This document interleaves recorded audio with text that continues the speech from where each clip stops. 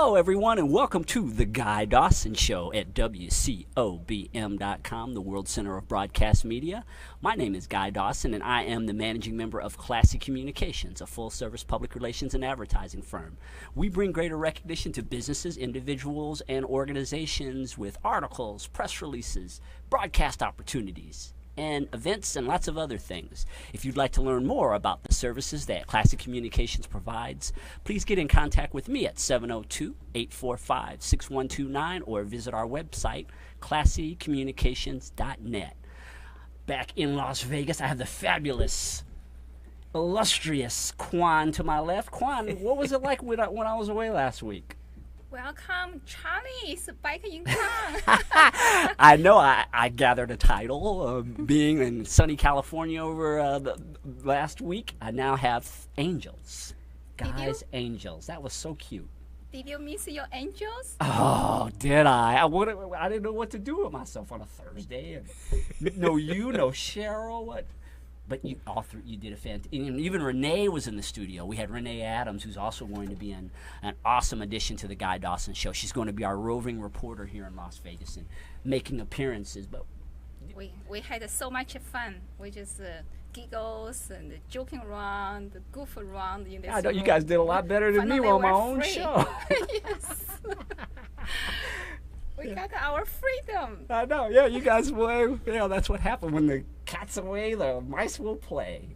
All three of you did a fantastic job. I'm going to have to go on another vacation and let you run this again sometime. You got to be proud of yourself. You got all the angels in the world. Oh, I know, yes. Your you. job is easy when you have talented women around you. Yes, things work very well. And to my right is my good friend, Richman Mahlangu. He is wow.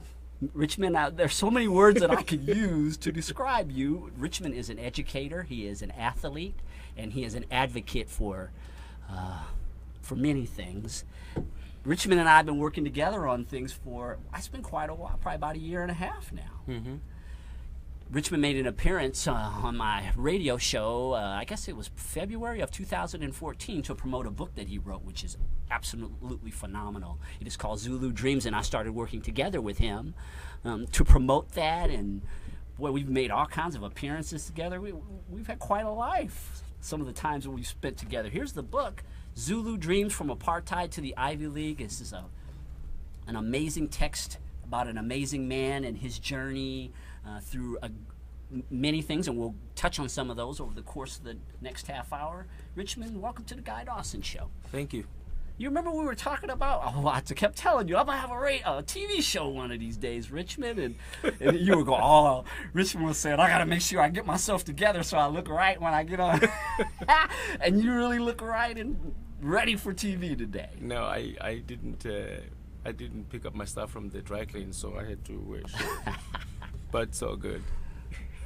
So it's summer vacation for you. What are you up to? Generally, in the summer, I go back overseas. I go back home or to Europe.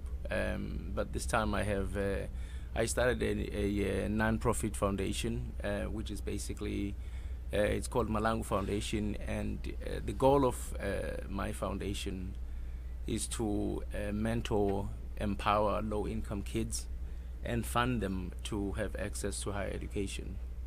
Basically, we doing tutoring, getting kids funded for prep for their SATs and ACTs, because a lot of these our students may need some classes to make sure they get the right scores to be accepted into the high, to the Ivy League schools, and also a lot of low-income kids, basically, I think they need a lot of mentoring from people who've gone through the system, elderly people, educated people, in all sorts of different of their struggles. And that's what the foundation basically is trying to put together. And I know that educating our youth, as I had said before, is a real passion of yours. And a lot of that, I guess, would stem from your background, and maybe you would like to share with the viewers a little bit about your story. And this book, Zulu Dreams, again, that I would highly recommend that you go and pick up this book if you want to read a really compelling story, but it explains in more depth what you're going to tell us about your journey from apartheid South Africa to the United States and the success of your children. Will you give the viewers a little background on your life? Yeah, I was born in a city called Durban, South Africa. I come from a family of 5 kids. Unfortunately, my father passed away when I was 12, leaving my mom with 5 children, and I'm the youngest out of the 5, 3 girls, my brother and I. And of course, during apartheid, blacks in South Africa were considered second class, couldn't vote. So both of my parents basically had middle school education. And somehow I kind of just clicked that the only way I was going to be able to be successful or survive was to acquire an education. And I was lucky enough to run into this white gentleman that gave me free tennis lessons. His name is Tim Gray. And he just happened to be driving by my township. And he saw me play against the wall with a racket with broken strings, barefoot. And he decided he was going to make a tennis player out of me. So I would go and pick up balls for him when I was coaching a bunch of white kids, and then I would get a half-an-hour lesson, 3-4 hours of picking up balls, and I get a half-an-hour lesson. And then things went up from there, and I obviously, I had this dream that I was going to come to America and go to university here. And of course, when you tell people that as a 12-year-old boy from the township, everybody laughs at you. They think you're completely out of your mind. Where's America? You don't know anybody. And so it's my belief that most of our people that are trapped into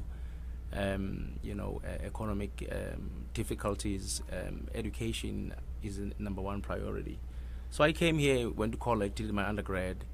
Actually, I went to Europe first. I was in Vienna for about 3-4 years before I got recruited to come here. I lived in Vienna. I learned a little bit of German. Ich weiß es nicht, ob Sie Deutsch sprechen. You might as well be speaking Greek to me. So I learned some German, and so I came here. I came here, did my undergrad and got done.